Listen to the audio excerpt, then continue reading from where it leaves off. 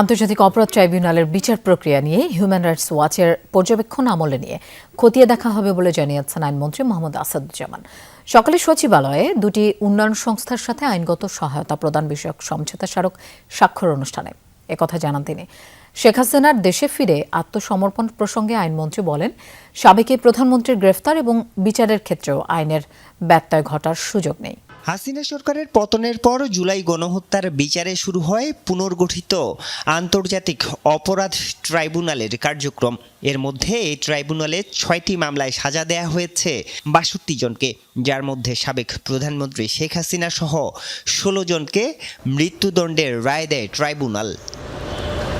Tribunal বিচার প্রক্রিয়ায় আন্তর্জাতিক মানদণ্ড বজায় রাখতে ব্যর্থ হচ্ছে বলে বুধবার এক প্রতিবেদন দেয় হিউম্যান রাইটস ওয়াচ HRW।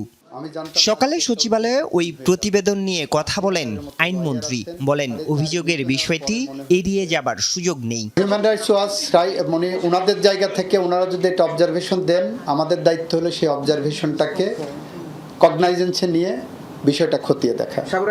আমাদের যেটুকু খতিয়ে দেখার দরকার আমরা দেখবো। এটাকে আমরা ইগনোর করছি না, এটাকে আমরা বলছি না যে ওনারা ঠিক করছেন না, বলছেন না। শেখ হাসিনাকে দেশে ফেরানোর বিষয়েও কথা বলেন আইনমন্ত্রী।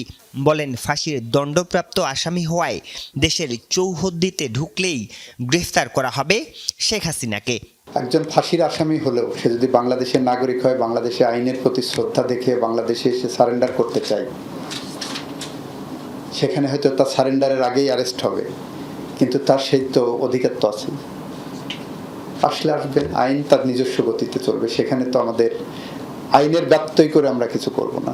রাষ্ট্রপতি নির্বাচন নিয়ে বিশেষ অধিবেশন ডাকার প্রয়োজন নেই বলেও জানান আইনমন্ত্রী। 90 দিন যেহেতু সময় আছে, আর আমার নেক্সট অধিবেশন 60 দিনের মধ্যে ডাকতে হবে। গত অধিবেশন শেষ হওয়ার থেকে আগামী অধিবেশন পর্যন্ত 60 দিনের মধ্যে আমার ডাকতে হবে।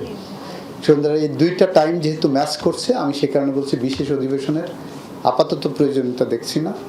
নির্যাতনের শিকার মডেল ও অভিনেত্রী স্নিগ্ধা চৌধুরীকে সরকারের লিগ্যাল এইডের মাধ্যমে আইনি সহায়তা দেয়া হচ্ছে বলে জানান আইনমন্ত্রী। অভিযোগ আসছে, অভিযোগের তদন্ত ইন্ডিপেন্ডেন্টলি হবে, কিন্তু প্রত্যেকটা মানুষের লিগ্যাল এইড পাওয়ার একটা অধিকার আছে। আরিফুর রহমান সবুজ, যমুনা নিউজ, ঢাকা।